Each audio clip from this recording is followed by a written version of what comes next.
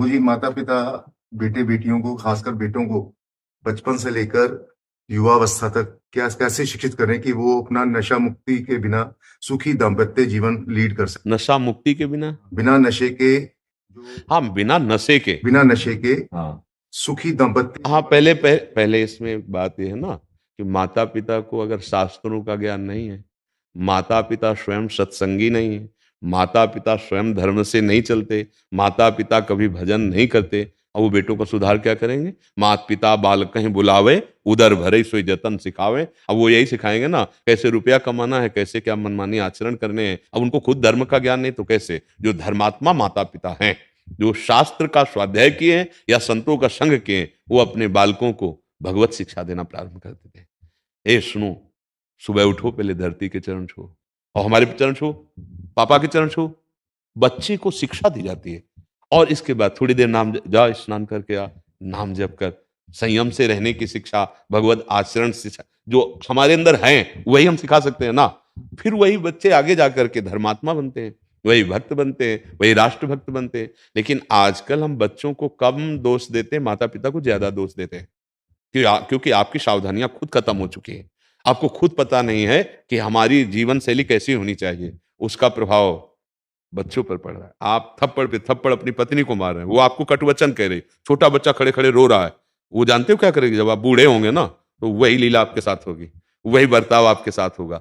आजकल बहुत बड़ा विचित्र स्वरूप बनता चला जा रहा है कि बच्चे जवान माता पिता से पोषित होकर धन संपत्ति का अपहरण करके उनको निकाल देते हैं।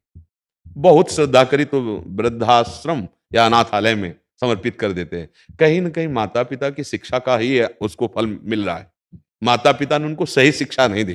पूरा हम बच्चों पर ही दोष नहीं मढ़ते हैं, जैसे हमारे आचरण होते हैं उसका प्रभाव हमारे बच्चों पर पड़ता है, पक्का कहते हैं। हम कई बार एकांतिक में भी कह चुके हैं।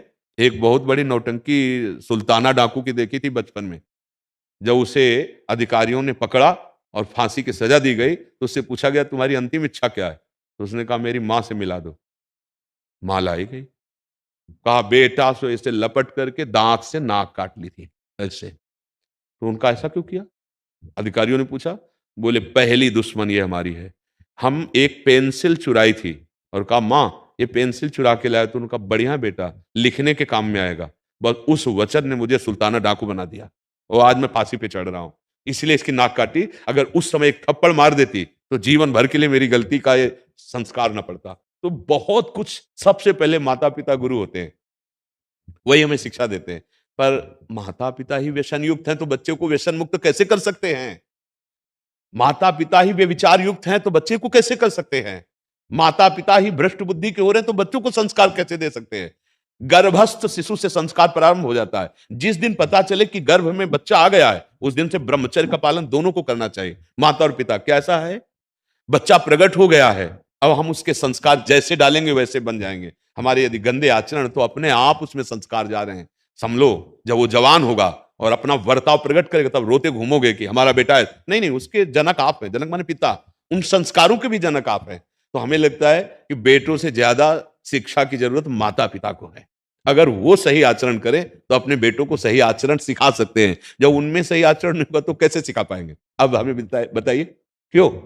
अच्छा, इसके बाद अपनी बेटी आवे तो सास कैसा बर्ताव करेगी, विचार करके देखो। और बहू के साथ कैसा बर्ताव करेंगे? ठीक है, बहू से पूछो तुम अपनी मां के साथ कैसा बर्ताव करोगे, सास के साथ कैसा कर रहे हो। ये सब, ये जो गृहस्थी के चरित्र हैं, ये सब भ्रष्ट होते चले जा रहे हैं। ऐसे कई, आप लोग तो संसार में समाचार सुनते होंगे, आप देखते हैं कि बूढ़ी माँ को बेटा मार रहा है, या बूढ़ी सास को बहू पिटाई कर रही है, या सास ससुर पति तीनों मिलकर के बहू की पिटाई कर रहे हैं। ये क्या है? ये राक्षसी बुद्धि कैसे आ गई? बोले भगवान का आश्रय नहीं, सत्संग सुना नहीं, शास्त्र स्वाध्याय नहीं, तो बुद्धि भ्रष्ट तो हो ही जाएगी। भगवान के आश्रय के बिना दैवी हेसा गुणमयी मम माया दुरत्यया, ये दुरत्यय माया है। किसी भी तरह कितना भी कमा लो, शांति नहीं मिलने वाली, सुख नहीं मिलने वाला। कुछ भी भोग लो, भगवान का आश्रय ले लो, नाम जप करो, और बड़े बूढ़ों जो माता पिता परिवार, उनकी भगवान मानकर सेवा करो। सच्ची मानना, भगवान प्रसन्न हो जाएंगे।